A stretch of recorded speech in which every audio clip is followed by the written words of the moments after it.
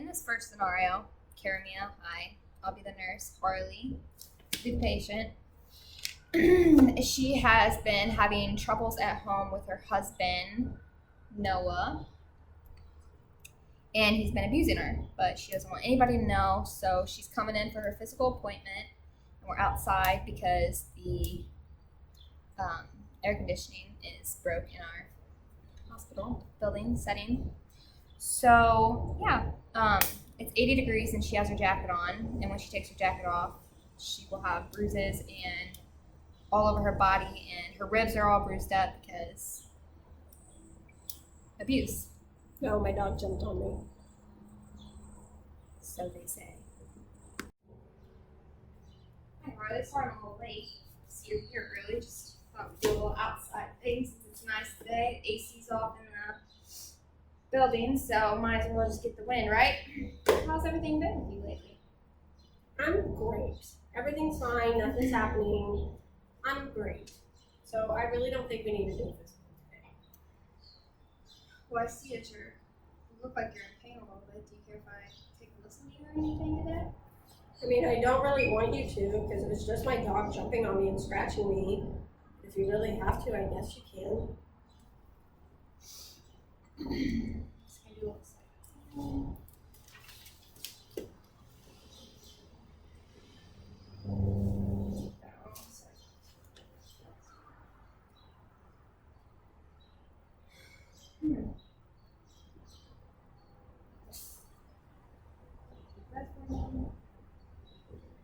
I can, it hurts. Sorry.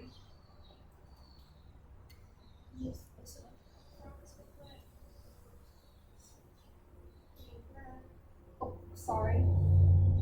Sorry. I'm sorry. Huh. It's fine. I'm a little concerned with your well-being and if you're safe with all these bruises, but is there anything I should know about you or your husband or anyone else? Why would you even ask me that? You really think I would let Noah hurt me? It was my dog, I promise.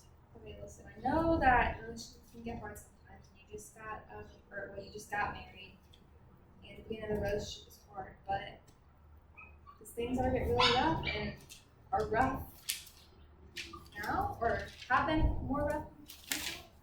I mean, the same as usual. If I work too late and dinner isn't ready when he gets home, he tends to act like it's the end of the world. But that's my fault. I should be better. I should be a better wife. He deserves every meal. Have you talked to him about this, or about maybe making you meals sometimes, or have you talked to anyone about this situation?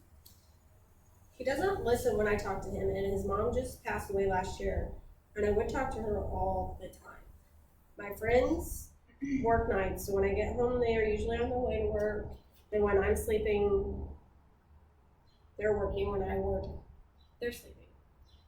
My time needs to be spent only talking and being with my husband. Nobody else matters anyways. I don't even talk to my own family. I know it can be hard sometimes, especially when you're alone and nobody's around, but there are always other options. If your friends aren't there, or he's not there, or a counselor maybe, or even your family or friends, or, well, not friends, but family. It is hard. It's really hard. I'm a strong woman though, and I don't need my friends. It's okay. And counseling is where people go who are not dedicated wives. I'm definitely dedicated. Like Noah lives our issues, and he thinks they need to stay between us. I don't talk to my family, so they are out of the picture. Okay, I know you feel this way, but I just want you to know that you're not alone in this situation. There's so many resources out there for you, and I know you don't like counseling, but there's social workers here, and if you change your mind, then we can get a hold of them, or I can go in there with you and talk to them, or just you yourself if you like, and they have a million options for you, whatever would work best with you, or whatever you're more comfortable with. Going behind his back would just make things 10 times worse. I know, you don't have to go behind his back if you don't want to, because I don't want that for you, and that could make things worse. I understand that. But I want you to know that resources are here, and they are available, and they're helpful in all these kinds of situations. And this happens all the time, and I just want you to know I'm here for you. Yes, that will be fine. If you give me some that you recommend, but only you. Another thing I just want to mention, and I understand that, but another thing I want to mention is if the fights get any worse between the two of you, and you feel like your life is being threatened, or you just need to get out and you don't know how to get out, I just want you to have more than one plan and a way out for your safety. That doesn't include you getting hurt or any of your bruises that you have, or any more of them. I try to cover them up, but I don't know if I want this the rest of my life. My body can't physically and emotionally tolerate it. I have bruises everywhere. I know, and you shouldn't have to come out on a hot day and wear a jacket like that then. I don't think I could do it alone. That's why I'm here, so you know you're not alone. Do you want to go talk to the social worker now and get inside and see if it's cooler in there? Yes, let's go. Let's do that. I really needed you today, and I don't feel alone anymore. Yeah, I'll get your jacket.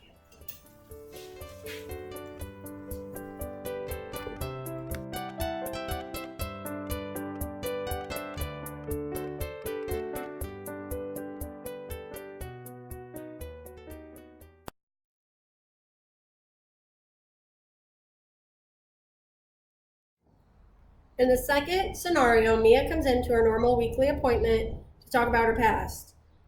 She's getting serious with her new relationship, not knowing how to tell him or deal with it. She was sexually assaulted at a party 2 years ago. She has been seeing me since. And today we're going to talk about some of her problems. I have issues. Hi, Mia. How are you today? Better? I'm good though. You look tired and worried. Is everything all right? Pretty tired. I didn't get much sleep last night. I kept having those nightmares playing in my head again. I don't know how to deal with this some days. Jack is worried about me, and I don't know how to tell him what the nightmares are without breaking down. Did you do the exercises we talked about? Yes, they helped for a few minutes, but then thoughts of you're better off dead, of course, kept popping into my dang head. We talked about what to do with this situation. Were you alone? Was Jack around? I was alone. Jack had a dinner with business friends. Didn't make it home yet. If your first exercise doesn't work, what are we supposed to do next? Call my mom or best friend to have them help me talk it through it.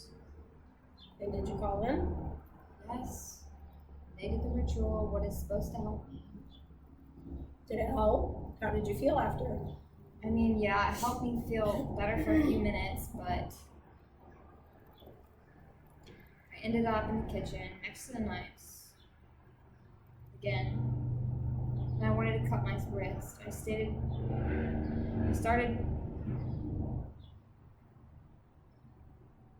and wimped out. I couldn't even do it right. I still have scars from the last time. I'm glad you told me about this. It means you're starting to care about yourself. But what do you think you need to do next time? Probably call my mom back and try to have her talk with me again. I need to tell Jack about what happened so he can help me cope in the future. I really like those ideas. I think that is a great plan to start with. I can't wait to hear about it next week. I think I'm gonna follow through next time and tell him because I don't want scars on my wrist the rest of my life, and he needs to know. I want to support him. I think that sounds like a good plan. I'll see you next week.